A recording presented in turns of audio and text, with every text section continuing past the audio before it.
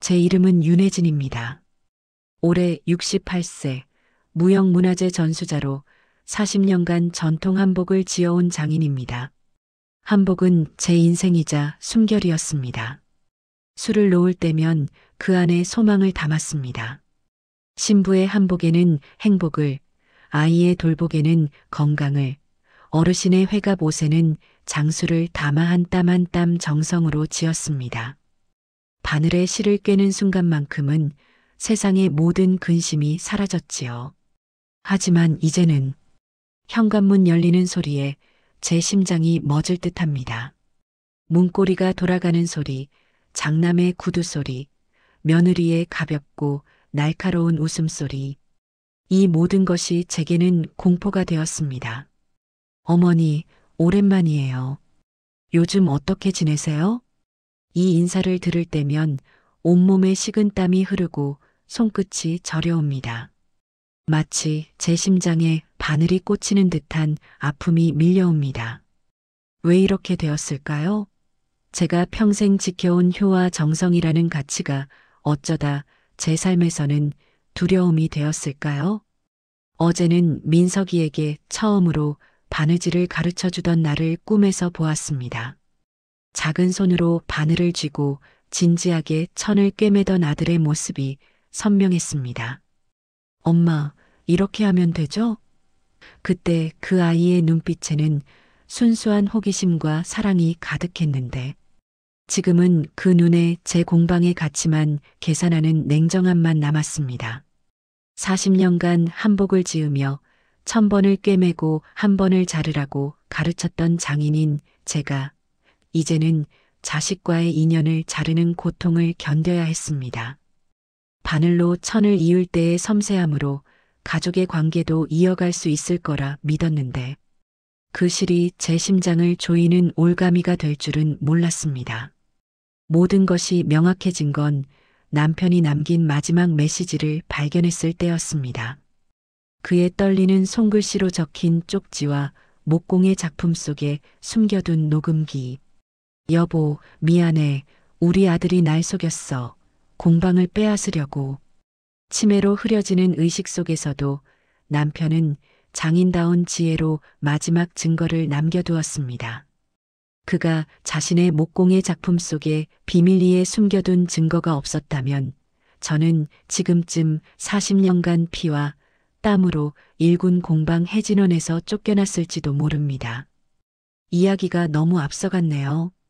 제 가슴을 갈기갈기 찢어놓은 이 배신이 어떻게 시작되었는지, 그리고 평화롭던 제 노년의 삶이 법정에서 자식과 싸우고 결국 모정마저 끊어내야 했는지, 그 가슴 아픈 이야기를 들려드리겠습니다. 여러분도 혹시 자식의 방문이 두려워진 적이 있으신가요? 모든 것은 2년 전 제가 공식적으로 한복장인 일을 은퇴하던 날부터 시작되었습니다. 40년간 지켜온 한복 공방 해진원에서의 마지막 작업을 마치고 무형문화재 전수자로서 후황양성에만 전념하기로 한 때였죠. 선생님, 정말 은퇴하시는 건가요? 오랜 제자 중 하나인 미경이가 눈물을 글썽이며 물었습니다. 저는 미소를 지으며 그녀의 손을 잡았습니다. 은퇴가 아니라 변화야. 이제 내 손이 아닌 너희들의 손으로 해진원의 정신을 이어가는 거지. 그날 밤 남편은 특별히 제가 좋아하는 동동주를 꺼내왔습니다.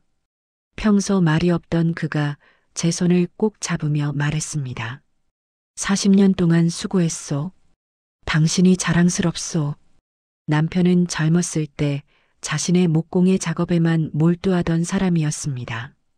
전통 가구를 만드는 그의 손은 거칠었지만 세월이 흐르면서 그 손은 제게 더 따뜻하게 다가왔습니다. 우리는 함께 전통 공예의 가치를 지키며 평생을 살아온 동반자였습니다. 은퇴 후에는 함께 전국의 전통 공예 마을을 여행하며 행복한 시간을 보내고 있었죠. 여보, 다음 주에는 강원도 강릉에 새로 생긴 공예촌에 가볼까요? 그래요. 거기 목공예 장인이 새로 작업실을 열었다고 하더군요. 이렇게 평화로운 일상을 보내던 중 장남 민석이에게서 전화가 왔습니다. 어머니, 이번 주말에 제가 소개할 사람이 있어요. 집에 데려가도 될까요? 가슴이 설렜습니다. 민석이가 여자친구를 소개한다는 것이었습니다. 첫째 아들이 40이 넘도록 결혼을 미루고 있어 항상 걱정이었는데 드디어 좋은 소식이 있나 싶었죠. 우리에게는 세 자녀가 있습니다. 첫째 아들 민석이는 대형 의류 브랜드의 마케팅 이사로, 둘째 아들 준영이는 한의원 원장으로, 막내딸 지은이는 문화재 보건연구원으로 각자의 삶을 살고 있었어요. 모두 결혼해서 독립했지만 민석이만 홀로 남아 있었죠. 민석이는 어릴 때부터 달랐습니다.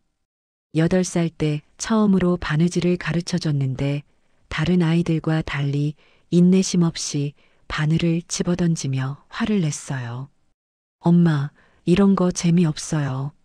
나는 컴퓨터 게임이 더 좋아요. 그때부터 민석이는 전통보다는 현대적인 것을 좋아했고 항상 큰 성공을 꿈꿨습니다. 어머니, 장남인 제가 먼저 성공해야 동생들도 편해질 거예요. 요즘 세상은 전통만으로는 살아남기 힘들잖아요. 제가 세계 무대에 나가면 어머니의 한복도 알릴 수 있을 거예요. 이런 민석이의 말에 남편과 저는 더 많은 지원을 아끼지 않았습니다. 미국 유학까지 보내며 패션 비즈니스를 배울 수 있도록 했죠. 그리고 민석이는 정말 잘 되었어요. 유명 의류회사에서 빠르게 승진했고 월급도 많이 받았습니다. 처음에는 동생들에게 용돈도 주고 좋은 선물도 사주며 장남 역할을 잘했죠. 하지만 이런 아들이 변한 건 장소연이라는 여자를 만나고 나서부터였습니다. 그날 저는 아침부터 분주했습니다. 평소보다 일찍 일어나 집안을 깨끗이 청소하고 민석이가 어릴 때 좋아하던 갈비찜과 잡채를 정성껏 준비했습니다. 남편은 제가 오랜만에 그렇게 들떠있는 모습을 보며 웃었습니다. 당신 아들 여자친구 본다고 그렇게 신이 나요? 그럼요. 우리 민석이가 드디어 좋은 사람을 만났나 봐요. 첫인상이 중요하잖아요. 저는 특별히 제가 직접 지은 연보라색 명주 한복을 꺼내 입었습니다. 40년 경력의 한복 장인이 만든 최고의 작품이었죠. 그 한복에는 수많은 꽃과 나비수를 놓았는데 각각의 무늬는 가족의 행복과 건강을 기원하는 의미를 담고 있었습니다. 초인종이 울렸을 때 제 심장은 설렘으로 빠르게 뛰었습니다. 문을 열자 민석이와 함께 한 여성이 서 있었습니다. 소연이는 날씬하고 세련된 모습이었습니다. 명품 브랜드의 옷과 가방, 그리고 진주 귀걸이가 그녀의 세련된 취향을 보여주었습니다. 하지만 그날의 만남은 제 기대와는 너무나 달랐습니다. 처음 뵙겠습니다, 어머님. 장소연입니다. 소연이는 공손히 인사했지만 제 한복을 위아래로 훑어보는 눈길이 불편했습니다. 마치 오래된 골동품을 감정하는 듯한 차가운 시선이었죠. 식사 시간이 되자 온 가족이 모였습니다. 둘째 준영이와 며느리 지연이, 막내 지은이와 사위 성훈이까지 모두 모여 첫째 아들의 여자친구를 만나는 자리였습니다. 저는 정성껏 준비한 음식을 하나씩 내오며 소연이에게 물었습니다. 음식이 입에 맞나요? 소연이는 젓가락을 내려놓으며 대답했습니다. 네, 맛있어요. 하지만 요즘은 이런 전통 한식보다 퓨전 요리가 더 트렌디하더라고요. 어머님 한복도 그렇고 정말 고급스럽지만 솔직히 말해서 이런 전통 한복은 박물관에나 있을 법한 느낌이에요. 요즘은 현대적으로 재해석한 생활 한복이 인기죠. 그 말을 듣는 순간 식탁의 공기가 얼어붙었습니다. 40년간 한복을 만들어 온 제 가슴에 누군가 차가운 칼을 꽂는 듯 했습니다. 말문이 막혀 어떻게 대답해야 할지 모르고 있을 때 막내딸 지은이가 참지 못하고 나섰습니다. 언니, 우리 어머니는 무형문화재 전수자세요. 40년간 전통 한복의 가치를 지켜오신 분인데 그걸 박물관에나 있을 법한 것이라고 표현하시는 건 엄청난 신뢰 아닌가요? 소연은 놀란 듯 눈을 크게 뜨더니 곧 미소를 지으며 말했습니다. 아, 그런 뜻으로 한 말이 아니에요. 저는 그저 현대인들이 더 쉽게 접근할 수 있게 하면 좋겠다는 생각에서요. 어머님의 작품이 너무 아름다워서 더 많은 사람들이 알면 좋겠다고 생각했어요. 하지만 그녀의 말투와 표정에서 진정성은 느껴지지 않았습니다. 그리고 더 놀라운 일은 민석이의 반응이었어요. 지은아, 왜 그렇게 예민하게 받아들이니? 소연이 말이 틀린 건 아니잖아. 엄마 한복은 정말 아름답지만 솔직히 요즘 사람들은 잘 안 입잖아. 소연이가 엄마 작품에 관심 가져주는 게 고마울 따름이지. 민석이의 말에 저는 더 깊은 상처를 받았지만 첫 만남에서 분위기를 깨고 싶지 않아 참았습니다. 하지만 그날 밤 모두가 돌아간 후 남편과 저는 민석이를 따로 불러 이야기를 나눴습니다. 응접실의 낮은 탁자에 마주 앉아 차를 마시며 남편이 조용히 말을 꺼냈습니다. 민석아, 내 여자친구가 참 똑똑해 보이는구나. 하지만 우리 가족의 가치를 존중하지 않는 것 같아. 아쉽구나. 특히 내 어머니가 평생 바쳐온 일을 그렇게 가볍게 평가하는 건 아버지로서 마음이 아프구나. 남편의 차분한 말에 민석이의 얼굴이 붉어졌습니다. 그는 차 잔을 세게 내려놓으며 목소리를 높였습니다. 아버지, 소연이가 어머니를 무시한 게 아니에요. 그저 현실적인 이야기를 한 거죠. 솔직히 말해서 전통만 고집하다가는 결국 아무도 찾지 않는 유물이 될 뿐이에요. 세상은 변하고 있어요. 소연이는 전통을 현대적으로 재해석해서 오히려 살리려는 거라고요. 민석이의 눈에는 어릴 적부터 보아왔던 그 고집스러운 빛이 다시 보였습니다.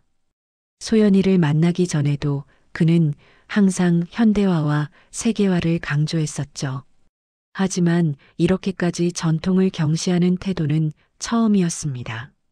민석아, 내가 어릴 때 기억나니? 처음으로 바느질을 가르쳐줬을 때 내가 만든 작은 보자기를 얼마나 자랑스러워했는지. 그때 내가 말했잖아. 엄마, 나도 엄마처럼 멋진 한복 만들 거예요. 그 말이 얼마나 엄마 가슴에 와닿았는지 모를 거야. 제 말에 민석이는 잠시 당황한 듯 했지만 곧 냉정한 표정으로 대답했습니다. 어머니, 그건 어린애 말이었죠. 이제는 현실을 봐야 해요. 전통 한복으로는 더 이상 경쟁력이 없어요. 소연이 같은 젊은 디자이너들이 한복을 재해석해야 살아남을 수 있다고요. 그날 밤 우리의 대화는 결론 없이 끝났지만 제 마음속에는 작은 균열이 생겼습니다. 내 아들이 내가 평생 지켜온 가치를 유물이라고 표현한 그 순간 무언가가 돌이킬 수 없이 변해버린 것 같았습니다. 그리고 그 균열은 민석이와 소연이의 결혼 준비 과정에서 더 깊어졌습니다. 저는 소연이에게 패백 때 입을 한복을 직접 지어주겠다고 했지만 그녀는 간소하게 하고 싶다며 대여 한복으로 진행하길 원했어요. 그리고 그것도 모자라 간소화된 패백조차 시간 낭비라며 거부했습니다. 결국 저는 제 아들의 결혼식에서 한복 장인으로서의 제 정체성을 완전히 부정당하는 느낌으로 가슴 아픈 시간을 보냈습니다.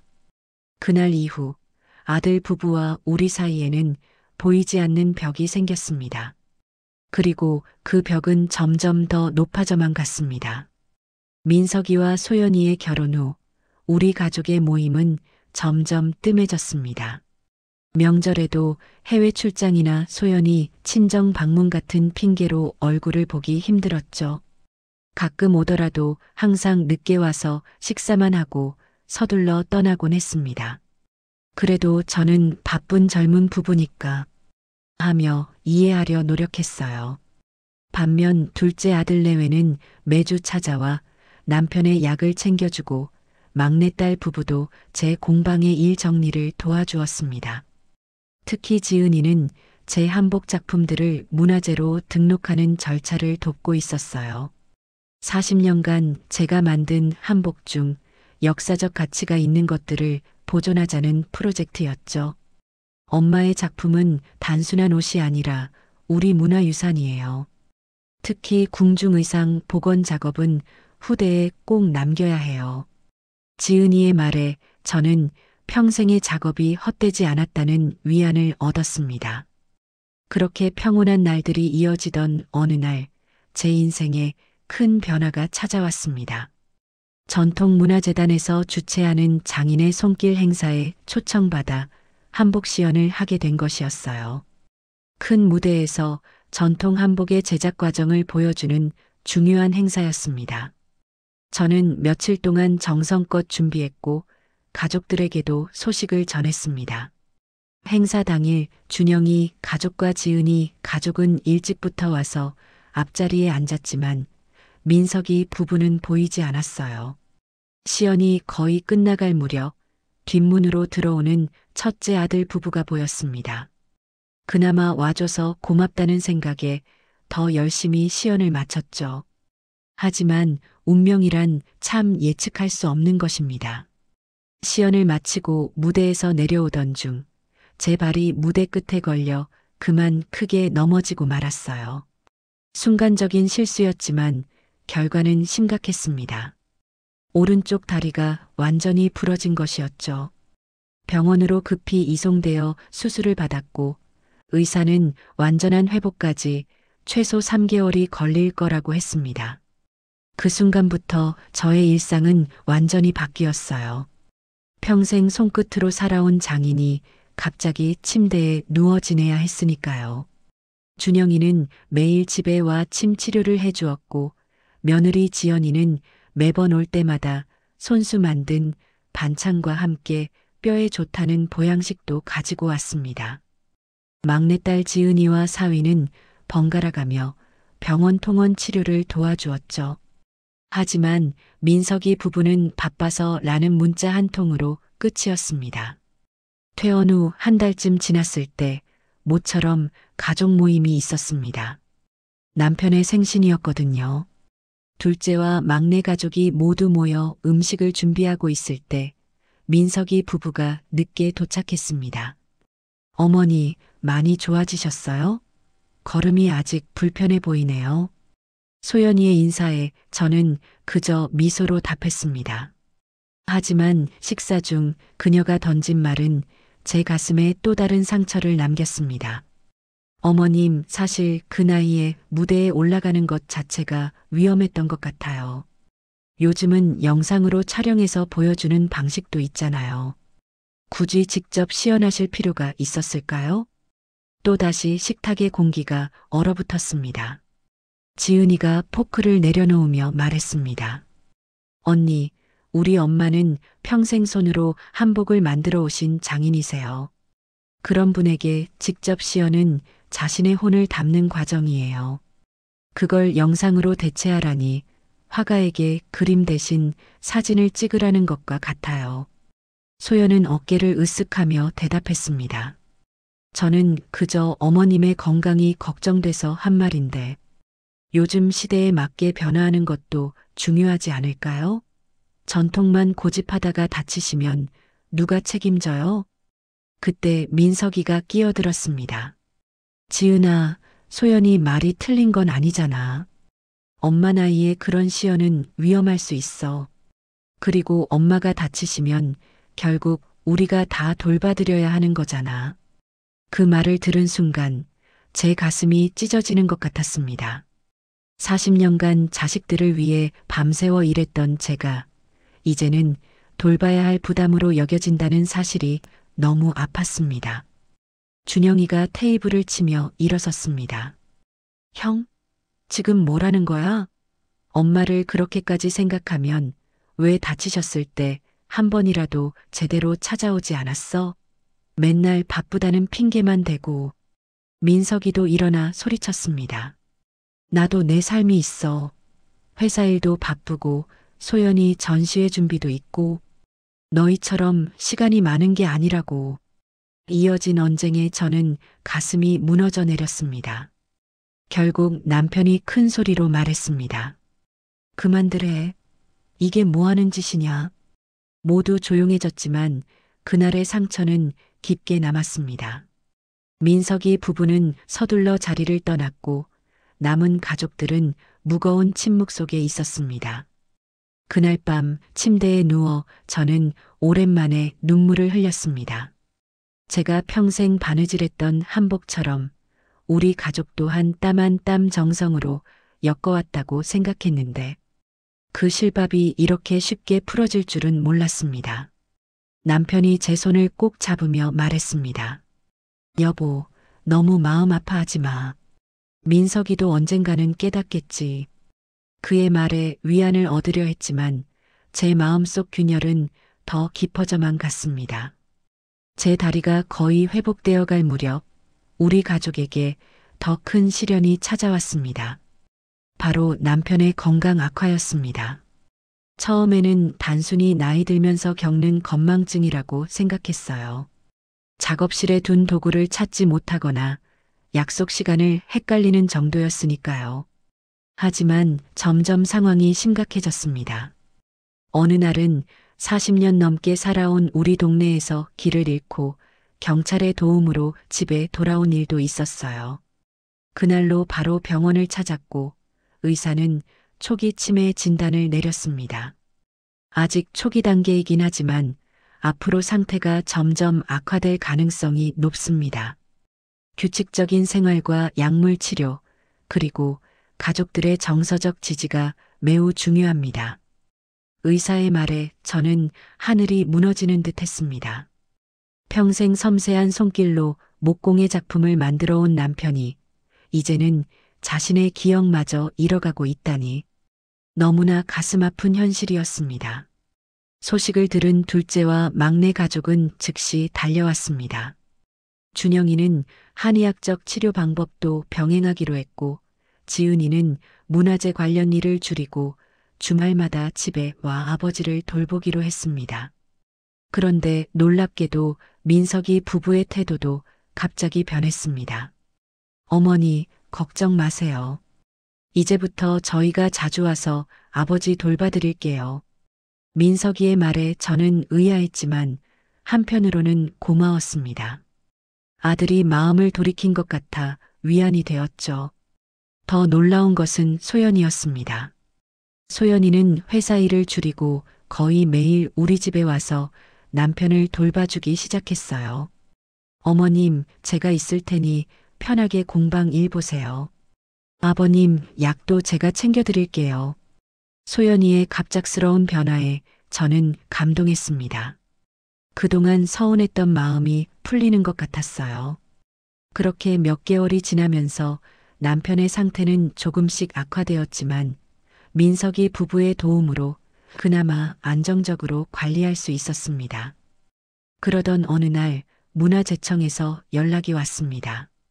제주도에서 열리는 전통 공예 보존과 계승 세미나에 특별 강연자로 저를 초청한다는 내용이었어요. 3박 4일 일정으로 전국의 전통 공예 장인들이 모여 지식을 나누는 중요한 행사였습니다. 처음에 저는 남편의 상태 때문에 거절하려 했습니다. 죄송합니다만 남편이 아파서 집을 비울 수가 없네요. 그런데 그 말을 듣고 있던 민석이가 갑자기 나서더군요. 어머니, 가셔야죠. 이런 중요한 세미나에 어머니 같은 원로 장인이 꼭 필요할 거예요. 아버지는 제가 잘 돌볼게요. 저는 망설였습니다. 남편을 두고 다녀오는 것이 걱정되었거든요. 하지만 내 아버지가 민석이가 단호하게 말했습니다. 어머니, 어머니의 지식과 경험을 다음 세대에 전하는 것도 중요한 일이에요. 게다가 이번 세미나에서는 전통 한복의 문화재 지정에 관한 논의도 있다고 들었어요. 어머니가 꼭 가셔서 목소리를 내셔야 해요. 소연이도 거들었습니다. 맞아요, 어머님. 저희가 아버님 잘 모실 테니 걱정 마세요. 어머님의 작품 세계를 인정받는 좋은 기회잖아요. 그들의 진심 어린 격려에 저는 마음을 바꾸었습니다. 남편의 치매 진단 후 처음으로 긴 시간 집을 비우게 되는 것이라 불안했지만 한편으로는 전통 한복의 가치를 알리는 일이 제 사명이기도 했으니까요. 그래, 고맙다. 아버지를 잘 부탁한다. 출발하기 전날 밤 남편의 방에 들어가 마지막으로 인사를 나눴습니다. 그날따라 남편은 맑은 정신으로 저를 바라보았어요. 잘 다녀와. 내 걱정 말고. 남편의 눈에 무언가 말하고 싶은 듯한 기색이 있었지만 저는 그저 피곤하신가 보다 생각했습니다. 그렇게 저는 제주도 세미나를 위해 떠났습니다. 세미나에서의 시간은 매우 의미 있었습니다. 제 평생의 한복 제작 기술과 철학을 젊은 장인들과 나누고 다른 분야의 전통 공예 장인들과 교류하며 새로운 영감도 얻었어요. 특히 제가 복원한 조선시대 왕비의 한복이 문화재 지정 예비 심사를 통과했다는 소식을 들었을 때는 가슴이 벅차올랐습니다. 매일 저녁 민석이에게 전화해 남편의 상태를 확인했고 그는 모두 괜찮다고 안심시켰습니다. 하지만 마지막 날 세미나를 마치고 전화를 걸었을 때 민석이의 목소리가 어딘지 불안하게 들렸어요. 어머니, 아버지가 좀 상태가 안 좋아지셨어요. 하지만 너무 걱정하지 마세요. 준영이가 와서 봐주고 있으니까요. 가슴이 철렁 내려앉았지만 이미 마지막 날이라 다음 날 아침 일찍 돌아가기로 했습니다. 밤새 잠을 이루지 못하고 첫 비행기로 서울로 돌아왔어요. 집에 도착했을 때 저는 충격적인 모습을 맞이했습니다. 남편의 상태가 급격히 악화되어 있었던 것입니다. 제가 떠나기 전만 해도 가끔은 맑은 정신으로 대화가 가능했는데 이제는 저를 알아보지도 못했습니다. 여보, 저예요. 제 말에 남편은 공허한 눈빛으로 저를 바라볼 뿐이었습니다. 둘째 아들 준영이가 조용히 저를 거실로 데리고 나왔습니다. 어머니, 형이 아버지 약을 제대로 안 챙겨드린 것 같아요. 제가 어제 와보니 쓰레기통에 아버지 드시는 약이 버려져 있더라고요.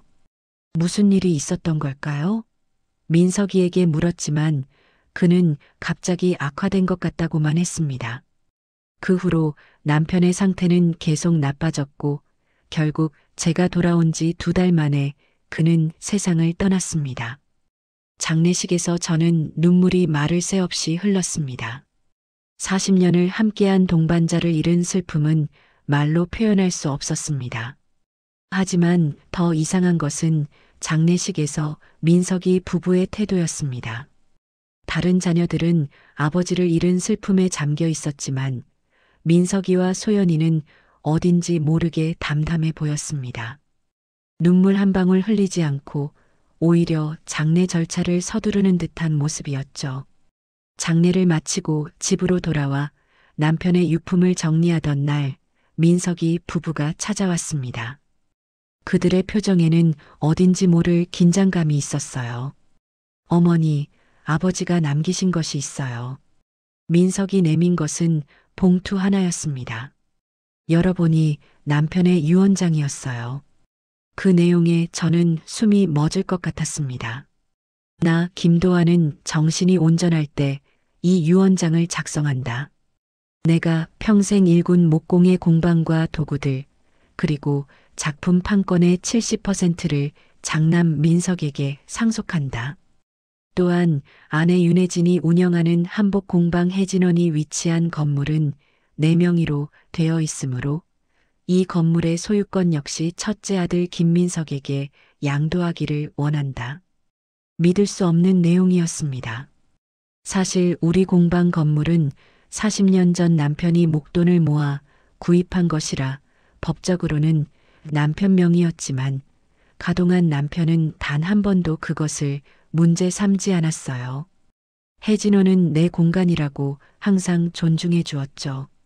게다가 몇 년 전 건물을 리모델링 하면서 이 건물은 당신이 평생 작업할 공간이니 절대 팔거나 바꾸지 말자고 약속했던 남편이었습니다. 그런데 갑자기 이런 결정을 했다는 것은 도저히 이해할 수 없었습니다. 믿을 수 없는 내용이었습니다. 남편이 왜 이런 유언장을 남겼을까요? 더구나 제 공방까지 민석이에게 준다니. 남편은 평생 제 공방은 제 것이라고 존중해 왔는데 갑자기 이런 결정을 했다는 것은 이해할 수 없었습니다. 이게 정말 아버지가 쓰신 거니? 유언장에는 분명 남편의 글씨체와 도장이 찍혀 있었습니다. 날짜를 보니 제가 제주도 세미나를 위해 떠난 바로 다음 날이었어요. 어머니, 저도 놀랐어요. 하지만 아버지의 뜻이니 존중해야 하지 않을까요? 민석이의 말에 지은이가 벌떡 일어났습니다. 오빠, 아버지가 치매 상태에서 쓴 유언장이 어떻게 유효할 수 있어? 더구나 어머니가 없을 때 작성됐다니 이상하지 않아? 민석이는 차갑게 대답했습니다. 지은아, 아버지는 완전히 의사 능력을 상실한 상태가 아니었어. 간헐적으로 맑은 정신이 돌아오셨잖아. 그때 아버지가 직접 쓰시고 도장도 찍으셨어. 그 순간 저는 모든 것이 명확해졌습니다. 민석이 부부의 갑작스러운 효심, 세미나 참석 권유, 남편의 급격한 상태 악화, 모든 퍼즐 조각이 제자리를 찾았습니다. 이 모든 것이 치밀하게 계획된 계략이었던 것입니다. 가슴속에서 차가운 얼음 덩어리가 퍼져나가는 느낌이었습니다. 목이 메어 말을 잇기 힘들었지만 어떻게든 떨리는 목소리로 물었습니다. 그래서 내가 없는 사이에 너희 아버지의 상태가 급격히 나빠진 거였구나. 민석이 부부는 곧바로 그들의 계획을 펼쳐 보였습니다. 혜진원을 현대적인 패션 브랜드로 탈바꿈시켜 상업적 가치를 높이겠다는 것이었습니다. 그들의 말 속에서 저는 40년간 제가 지켜온 전통의 혼이 사라지는 소리를 들었습니다. 한 땀 한 땀 정성으로 수놓은 제 인생의 결실이 그저 트렌디한 상품으로 전락하는 모습이 눈앞에 그려졌습니다. 준영이의 분노에 찬 항의도 지은이의 울분 섞인 반박도 민석이에게는 통하지 않았습니다. 그는 차갑게 웃으며 법적 권리를 주장했고 마치 은혜를 베풀듯 제가 평생 공방에서 지낼 수 있도록 허락하겠다고 했습니다. 그 말을 듣는 순간 눈앞이 어두워지며 심장이 찢어지는 듯한 고통이 밀려왔습니다. 밤새 남편의 작업실에 앉아 그의 흔적을 더듬으며 저는 평생 처음으로 자식에 대한 원망과 배신감으로 가슴이 무너져 내렸습니다. 손끝으로 남편이 마지막으로 만지던 나무 조각을 쓰다듬으며 이 모든 것이 그저 꿈이길 바랬지만 현실은 냉혹했습니다. 한복을 지을 때 가장 중요한 것은 마음이라고 항상 제자들에게 가르쳐 왔습니다. 아무리 바늘 솜씨가 좋아도 마음이 담기지 않으면 그것은 그저 옷일 뿐이라고요. 그런데 지금 제 아들은 그 마음을 완전히 빼앗아 가려 하고 있었습니다. 제 인생의 가을에 가장 예상치 못한 방향에서 가장 큰 폭풍이 몰아치고 있었습니다. 다음 날 아침 저는 결단을 내렸습니다. 평생 한복을 만들며 인내와 절제를 배웠지만 이번만큼은 물러설 수 없었습니다. 막내 사위인 성훈이는 변호사였기에 그에게 도움을 청했습니다. 어머님, 걱정 마세요. 치매 환자가 작성한 유언장은 법적으로 문제가 될 수 있습니다. 특히 어머님이 자리를 비운 상황에서 작성되었다는 점, 그리고 아버님의 평소 의사와 크게 다른 내용이라는 점이 중요합니다. 사위의 말에 조금이나마 희망이 생겼습니다. 그는 즉시 유언장 효력 정지 신청과 함께 소송 준비를 시작했습니다. 민석이에게도 우리의 입장을 분명히 전달했죠. 민서가, 우리는 이 유언장이 아버지의 진정한 의사를 반영한 것이라고 믿을 수 없다. 법적 절차를 통해 진실을 밝힐 것이다. 아들은 비웃듯 대답했습니다. 어머니, 법적으로 아무 문제 없어요. 아버지의 서명과 도장이 모두 있고 증인도 있으니까요. 증인이라고? 누가? 소연이 친구예요. 공증 사무실에서 일하는 사람이죠. 그 말을 듣는 순간 이 모든 것이 얼마나 치밀하게 계획되었는지 깨달았습니다. 저는 분노보다는 깊은 슬픔이 밀려왔습니다. 제 아들이, 제가 그토록 사랑했던 아이가 이렇게까지 변할 수 있다는 사실이 너무 고통스러웠습니다. 소송은 쉽지 않았습니다. 서류상으로는 모든 것이 합법적이었으니까요. 하지만 저희는 포기하지 않았습니다. 준영이는 아버지의 의료 기록을 모두 모았고, 지은이는 아버지가 평소에 가지고 있던 생각들을 증명할 수 있는 자료들을 찾아냈습니다. 특히 중요했던 것은 남편이 3년 전 공증받은 문서였습니다. 그 문서에는 혜진원은 아내 윤혜진의 평생 작업 공간으로, 그녀의 사후에는 한복교육센터로 기증할 것이라는 내용이 담겨 있었습니다. 이 문서는 남편의 진정한 의사를 보여주는 중요한 증거였죠. 하지만 아들 측 변호사는 그 문서는 단순한 희망사항일 뿐 법적 구속력이 있는 유언장은 아니다라고 주장했습니다. 법정 다툼은 점점 격렬해졌고 가족 간의 골은 더욱 깊어졌습니다. 그 과정에서 가장 마음 아팠던 것은 추석 명절이었습니다. 소송 중이라 민석이 가족은 오지 않았고 저희 집에는 준영이와 지은이 가족만 모였습니다. 텅 빈 자리를 바라보며 저는 남편이 그립고 아들이 그리웠습니다. 어느 날 밤 공방에 홀로 앉아 남편이 마지막으로 만든 나무 상자를 어루만지며 생각했습니다. 한복의 매듭은 풀면 흔적 없이 사라지지만 가족의 매듭은 한번 풀리면 다시 묶기 어렵다는 것을, 그리고 그 상자 안에서 제가 미처 발견하지 못했던 쪽지를 발견했습니다. 그 쪽지에는 남편의 떨리는 필체로 이런 내용이 적혀 있었습니다. 여보, 내 목공의 인생에서 가장 소중한 작품들은 모두 당신을 생각하며 만들었소. 우리 작업실 뒤편 벽장 안, 내가 항상 비밀의 방이라고 부르던 곳에 가면 내가 남긴 마지막 선물이 있을 거요. 가슴이 쿵쾅거렸습니다. 남편이 말한 비밀의 방은 우리 둘만 아는 공간이었습니다. 작업실 뒤편에 남편이 특별히 설계한 작은 벽장으로 귀중한 도구나 미완성 작품을 보관하던 곳이었죠. 떨리는 마음으로 그곳으로 향했습니다. 벽장 문을 열자 오래된 단풍나무 상자가 눈에 들어왔습니다. 남편이 우리 결혼 30주년 기념으로 만들어준 상자였죠. 조심스럽게 상자를 열자 그 안에는 노트북 한 대와 봉투 하나가 들어 있었습니다. 봉투를 먼저 열었습니다. 안에는 남편의 편지와 함께 공증된 문서 여러 장이 있었습니다. 사랑하는 아내 혜진에게 내 기억이 점점 흐려져 가고 있소. 하지만 가끔 맑은 정신이 돌아올 때마다 당신 얼굴을 기억하려고 애쓰고 있소. 40년을 함께 살았는데 이제는 당신 이름조차 가끔 떠오르지 않을까 두렵소.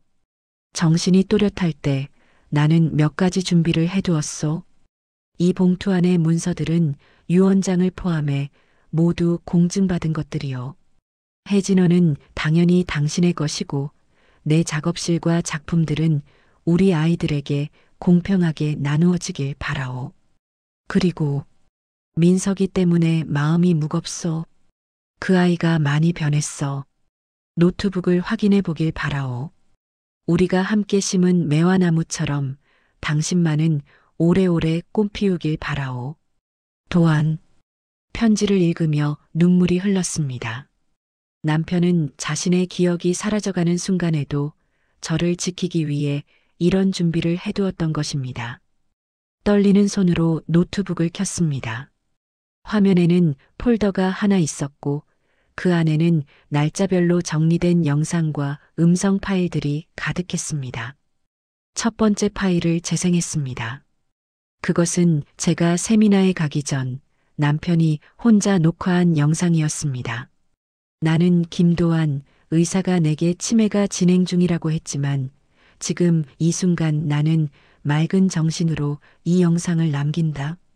내 아내 윤혜진이 세미나에 참석하는 동안 민석이와 소연이가 나를 어떻게 대할지 걱정된다.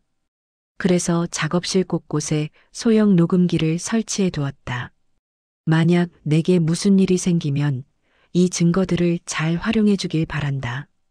남편의 또렷한 목소리와 맑은 눈빛에 가슴이 아팠습니다. 그는 이미 모든 것을 예상하고 있었던 것입니다. 다음 파일들을 하나씩 열어보았습니다. 그 안에는 충격적인 장면들이 담겨 있었습니다. 민석이와 소연이가 남편의 약을 숨기는 장면, 밤중에 남편의 도장을 훔쳐 문서에 찍는 장면, 그리고 남편이 고통스러워하는데도 무시하는 장면까지. 특히 결정적인 증거는 민석이가 소연이와 함께 유언장을 조작하는 장면이었습니다. 아들 내외의 대화를 들으며 저는 분노보다는 깊은 슬픔을 느꼈습니다. 제 아들이 제가 그토록 사랑했던 아이가 이렇게까지 변할 수 있다는 사실이 너무 고통스러웠습니다.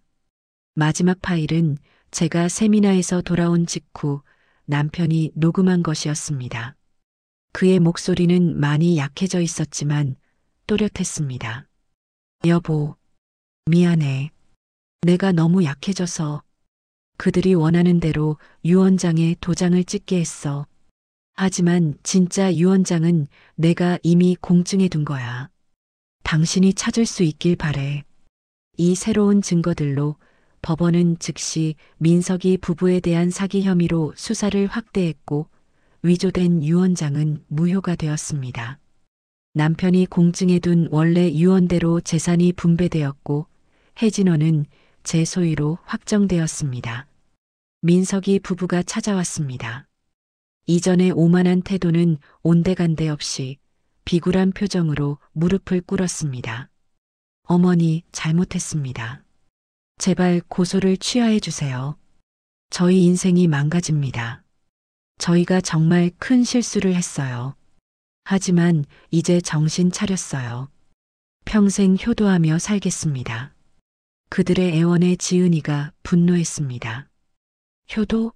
아버지를 학대하고 어머니의 평생 일을 빼앗으려 했던 사람들이 무슨 효도를 한다는 거야? 오빠랑 새언니 정말 뻔뻔하시네요. 저는 그들을 바라보며 깊은 한숨을 내쉬었습니다. 분노보다는 깊은 슬픔과 실망감이 밀려왔습니다. 40년간 한복을 지으며 배운 가장 중요한 교훈은 진심이었습니다. 바늘땀 하나하나에 진심을 담아야 비로소 아름다운 한복이 완성되듯 인간관계도 진심 없이는 유지될 수 없다는 것을요. 민석아, 소연아, 내가 너희들을 용서할 수 있을지 모르겠구나. 하지만 지금은 너희 얼굴을 보는 것조차 너무 아프다. 시간이 필요하구나. 그들은 고개를 숙인 채 물러났습니다. 민석이 부부에 대한 형사 고발은 가족이라는 이유로 취하했지만 그들과의 관계는 회복되지 않았습니다. 그들은 서울을 떠나 지방으로 이사했습니다. 가끔 반성의 편지를 보내오곤 했지만 저희 가족과의 관계는 여전히 서먹했습니다. 그렇게 긴 법적 다툼이 끝나고 저는 다시 제 공방으로 돌아왔습니다. 남편이 없는 공간은 여전히 쓸쓸했지만 그가 마지막까지 저를 지키려 했다는 사실이 큰 위안이 되었습니다. 그리고 준영이와 지은이 가족의 변함없는 사랑이 저를 지탱해 주었죠.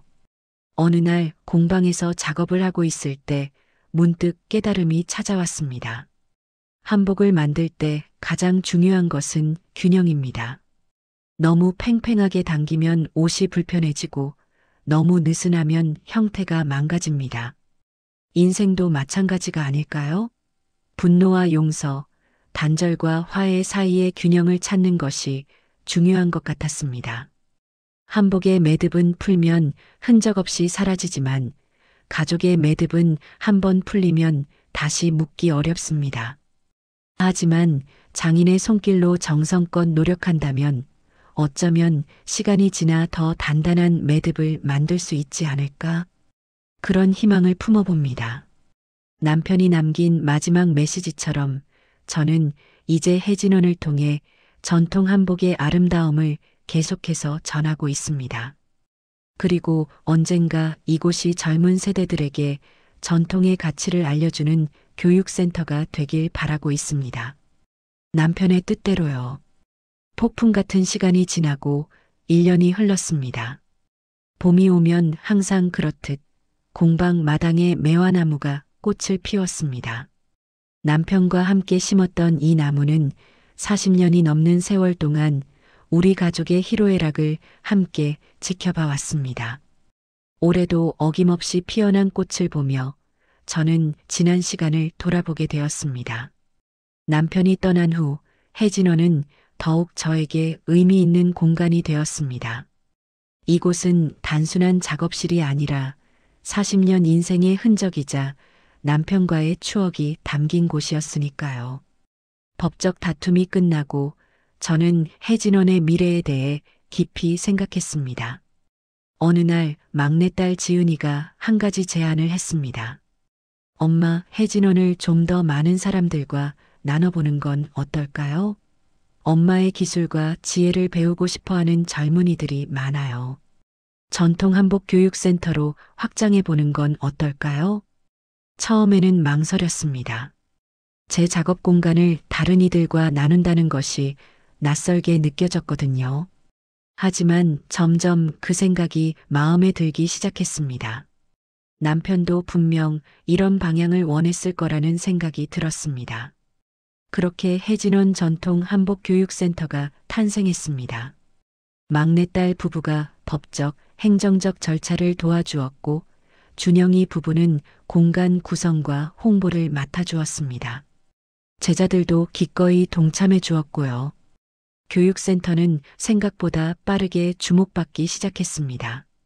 전통 한복에 관심 있는 젊은이들이 모여들었고 외국인 관광객들도 한복 체험을 위해 찾아왔습니다.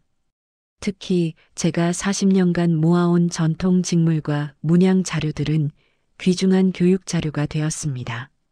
어느 날은 대학생 그룹이 찾아와 전통 한복의 현대적 재해석에 대한 프로젝트를 상담하러 왔습니다. 그들의 열정과 아이디어를 보며 문득 장남인 민석이와 소연이 생각이 났습니다. 그들도 한복의 현대화를 원했지만 방식이 잘못되었던 거죠. 전통을 존중하면서도 새로운 시도를 하는 이 젊은이들의 모습에서 어쩌면 다른 길이 있었을지도 모른다는 생각이 들었습니다.